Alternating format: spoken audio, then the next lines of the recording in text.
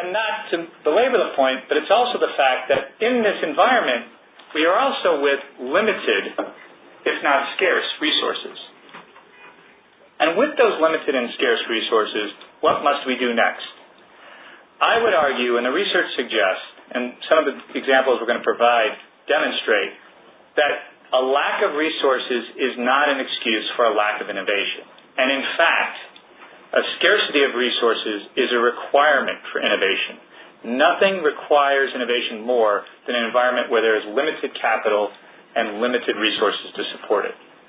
That whole concept of innovation on limited resources actually has a name, a term of art. It's been recently published. It's called Jugad.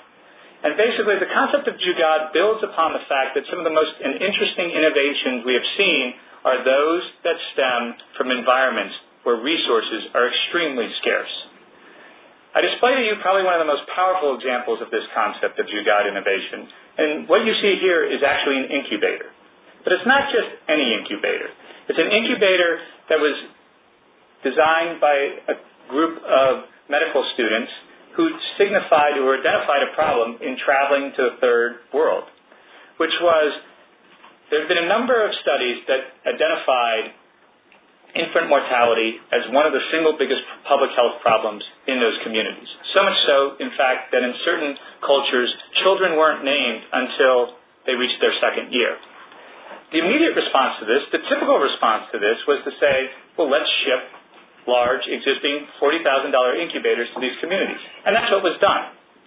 But upon arriving in these communities a few years later, what these medical students and researchers found was that they were in disrepair and not being used.